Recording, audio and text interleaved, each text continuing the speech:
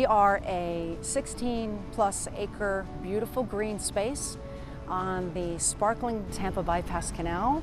Hi, I'm Marty Ryan and we welcome you to Hillsborough County's Veterans Memorial Park. The park itself is conveniently located on US 301, just down the street from the Florida State Fairgrounds. Easy to get to from I-75 and I-4, and we have a lot of great visitors from all over the Bay Area and really all over the state, and now from all over the country. And we're officially recognized by the Federal Veterans Administration as a regional site, as a template for showing honor to military and patriotism.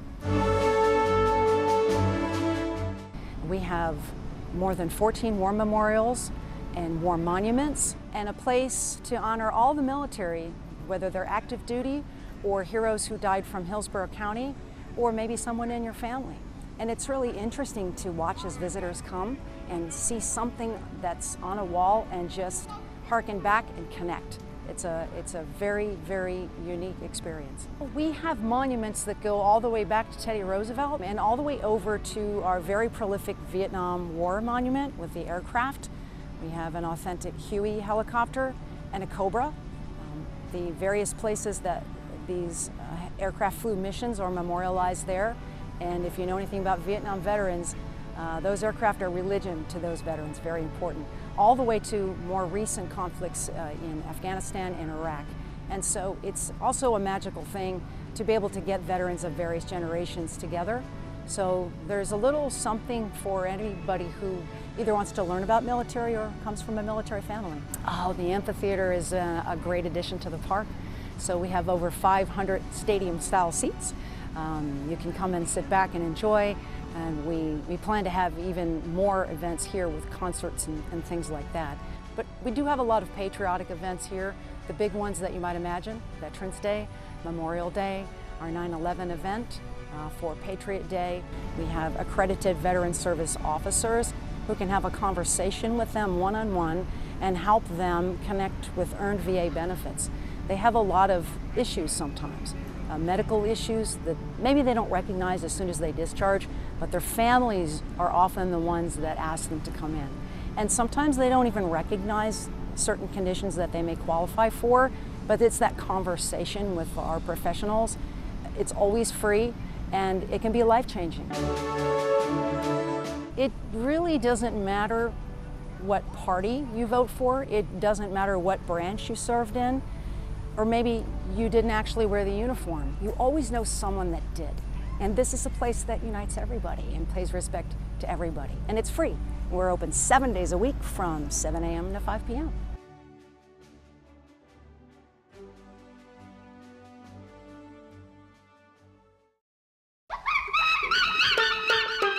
Monkey Island's very unique. Not a lot of people think, hey, these monkeys live on an island here in the Homosassa River. I'm Blake Lohman, and welcome to historic Monkey Island, Riverside Resort in Old Homosassa. So right now there's 3 spider monkeys, and Ralph is the male, and then the 2 females are Ebony and Emily. Originally in the 1960s when the monkeys came, it was over here at the state park, and the monkeys kept escaping their exhibit, so the owner decided to relocate them. And before the island is what you see today, it used to be just a small pile of rocks, and on low tide you couldn't see the rocks, and a lot of the boaters would ruin their props, lower units.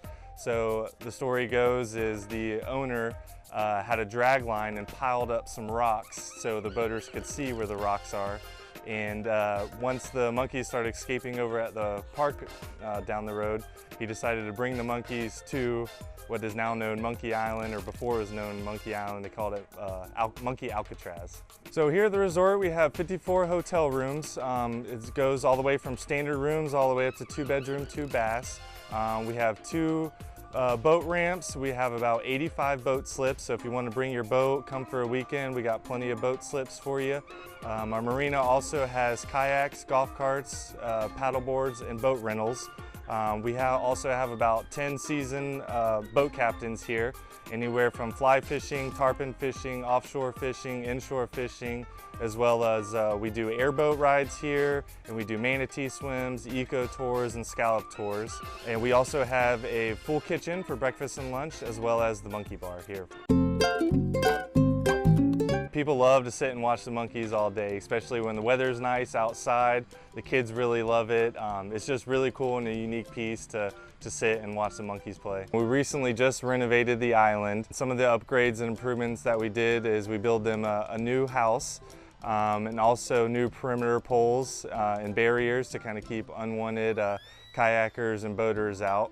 We were also able to power them with solar, and we have, which is a requirement, both air conditioning and heat. We were able to get new ropes and new enrichment toys for the monkeys to swing and play on, and add a little cedar tree in there and kind of just spruce up and clean up the island.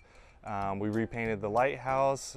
We got them a new top for the lighthouse, which has a working light on it, and we have about 8 or so security cameras to keep an eye on the monkeys. Monkey Island is very important to the community. Like I mentioned earlier, they've been around since the early 60s, and Citrus County, if not specifically Old Homosassa, is really known for the historic Monkey Island, and it's a big piece of the community. Everybody loves it, everybody grew up with it. It really is an awesome nostalgia piece here that we have, not only locally, but also here in Old Homosassa.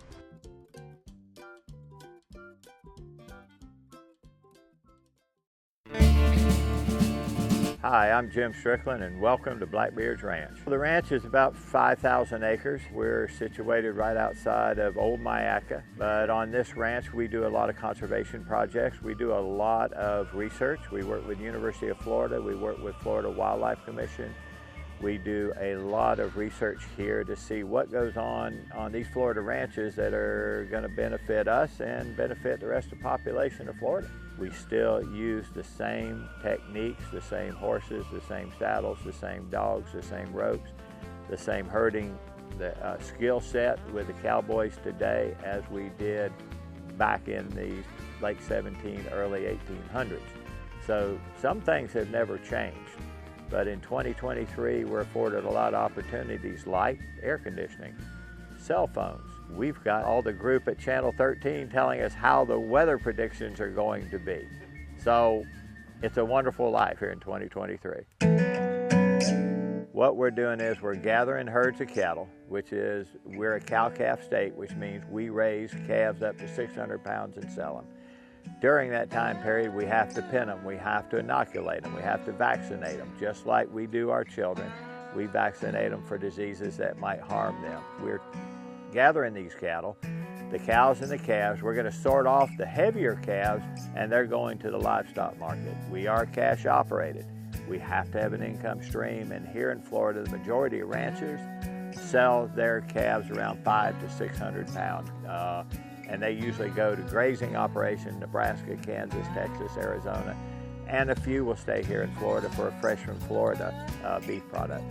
What it takes is really good cowboys. And 2023, as opposed to 1965, we had a lot more cowboys that were available back in 1965. The people that are still helping us here, we are truly committed to them, because without them, we couldn't get it done. We've got really good dogs, and I think we are producing pretty good cows. We are continually striving to produce a better cow, better genetics, better feed efficiency, maybe a better temperament. So we look for all those attributes. We did not have very many environmental concerns whenever we had 6 million cows and 1 million people. Now we have 22 million people living in Florida, and we have 1 million cows. So we can have a focus for those 22 million people looking at us on what we're doing. What we're striving to do is show what we do for them. By keeping this land green, by keeping the aquiferian recharge areas open, you cannot have water percolate down into aquifers through concrete rooftops. It takes this kind of landscape. Ranch life to me is a personal love and a passion. And I appreciate those folks that are still doing it, but just as importantly, I appreciate those folks in the state of Florida that want to learn more about us, because they're the ones that are going to have to help save the ranch lands, the green space, the wildlife corridors, the recharge areas. You're the ones that are going to help us save Florida for those future generations.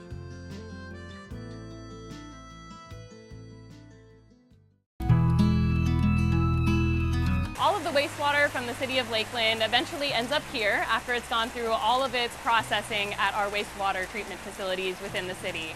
So all of it's eventually piped down to here, to Se7en Wetlands, where it goes through its final polishing as far as the water treatment process goes. Hi, I'm Livy. Welcome to Se7en Wetlands. So the wastewater that's coming into the wetlands is actually already pretty clean, but there are a few little things that we want to take out of it. One of the main ones would be nitrogen, which we use the plants here at Se7en Wetlands to take that out. So plants need nitrogen to grow, so they remove that from the water as it slowly moves through our wetlands.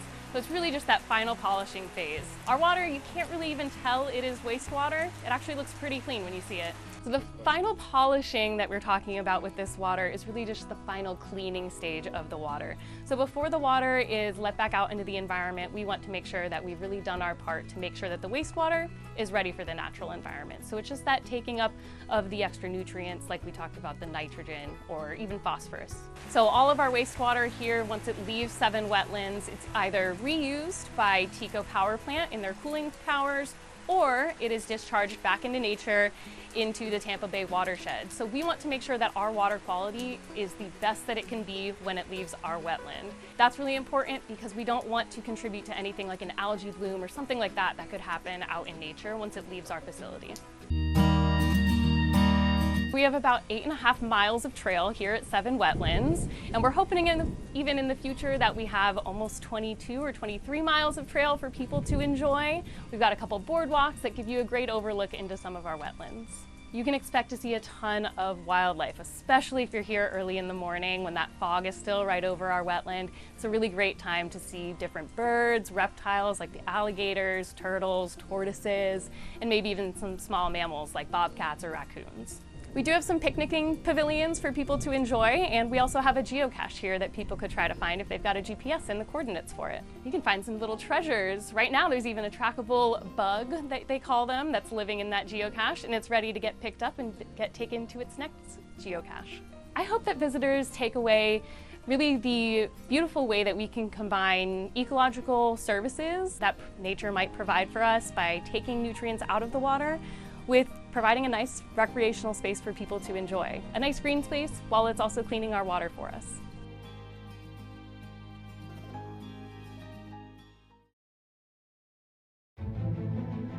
Hi, I'm Josh Henderson. Welcome to Bonnet Springs Park. We're in 168 acres of what was once an abandoned rail yard converted into a free public park for all of Central Florida. So we have many different attractions in the park. Currently we're standing on the Crenshaw Canopy Walk, which is an elevated canopy walk through the treetops where you can view the Blanton Family Lagoon, see all the wildlife.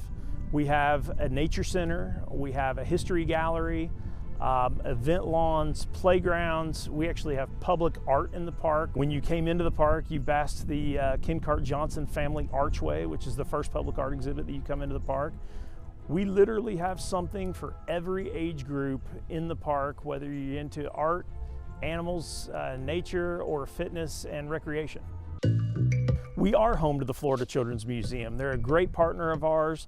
They moved from an older facility in downtown Lakeland into a 40,000 square foot state-of-the-art facility right here in the middle of the park. We have a rooftop garden bar that's great. It overlooks the Allen & Company family lawn. But we have our Depot Cafe, which serves quick food. We have a fresh salad bar, an ice cream bar. The Welcome Center houses a coffee shop that serves Starbucks products as well as pastries and cookies, and it just is an awesome place to remote work or gather with your friends and hang out and have a cup of coffee. You know, we're probably standing on one of my favorite parts. I love the Crenshaw Canopy Walk. Zoe's Butterfly House is probably one of my other top two favorites. We have a myriad of different species of butterflies. There's a little waterfall and a pool in there, and it's just a cool little tranquil setting. You know, I think people can expect to see a massive piece of property that's just beautifully landscaped. We have amazing topography for Central Florida, so it provides just a myriad of different experiences. This site was contaminated, it was dirty, and it had been left barren for over 50 years. So when people come out and they frame that perspective in what this piece of land once was to what it is now, it's really hard to believe the transformation that has taken place. For the first time, I think we're seeing Orlando and Tampa coming to Lakeland and Polk County for recreation and not vice versa. So I think kind of showing off what an awesome community Lakeland is and that this is truly a place to live, work, and play, we couldn't be prouder than to have Bonnet Springs right here in the heart of Lakeland.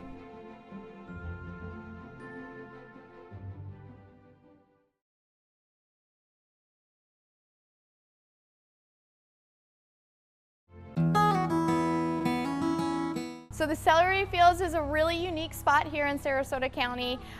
It's first and foremost a regional stormwater facility, which was, this was originally the home of many acres of celery fields. Hi, I'm Nicole Rissler, and we're here today at our regional stormwater facility called the Celery Fields. It was bought by Sarasota County, and it was built to hold a ton of stormwater. We had some traditional flooding in Sarasota County for years, and so that's its main focus. The huge hill that you see here behind you was actually the digging out of the celery fields, and it was placed here and then capped, and it's obviously our Mount Sarasota here in Sarasota County. Perfect place for a sunset.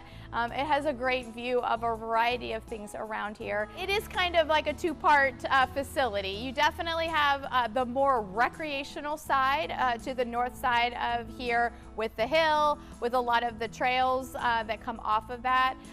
The more nature side is definitely our south side. That's where we have more of the observation decks, obviously more water space. I love to come here right about dusk. It's a little cooler, or early in the morning, and you will see hundreds and hundreds of bunnies. It's like a perfect location. They have lots of places to hide and burrow. So that's probably one of the outside of birds. We obviously have squirrels and all of those kind of things. But I think the bunnies are the most thing that I see walking here. Well, you can't go anywhere in the state of Florida without alligators in a variety of any water body. And so we have those across our entire park system.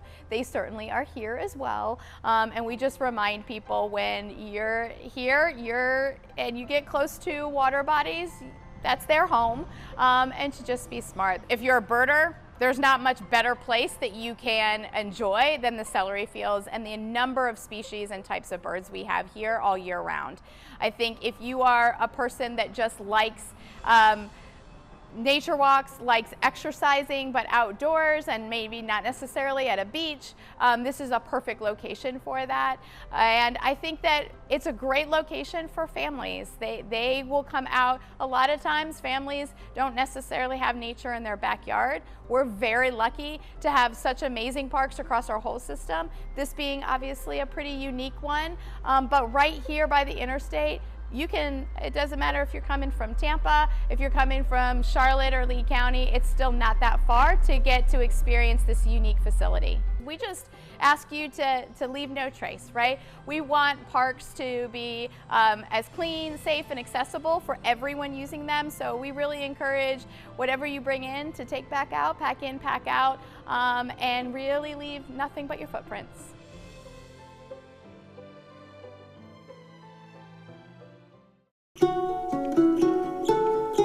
Medard Park is a rare look at cooperation between man and nature. Hi, I'm James Hartman with Hillsborough County's Edward Medard Park. So we've got a 700-acre lake, 14 picnic pavilions, a campground, disc golf course, and plenty of picnic tables to find a nice shady spot to have your picnic. And of course the kids' favorite is the Sacred Hills area, which is really something unusual to see in Florida, and a result of this property being phosphate mined in the 1960s by the American Cyanamid Company.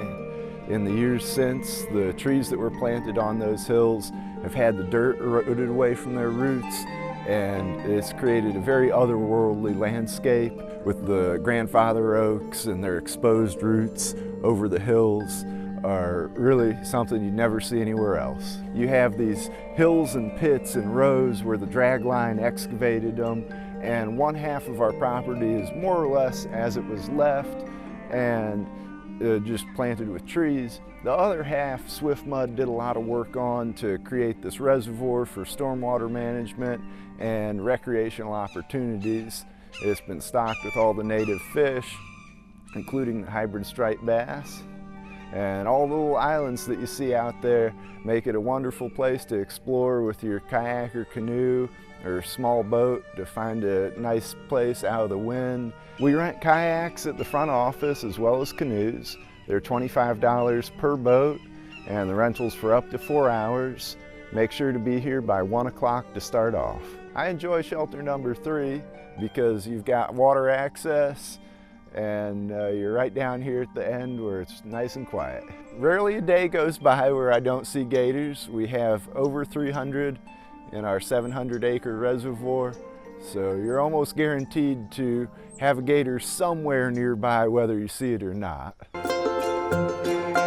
We have a new observation tower that's accessible. It has a view out over the lake and the bird sanctuary. It's a replacement for the one that we lost during Hurricane Irma, and certainly an upgrade.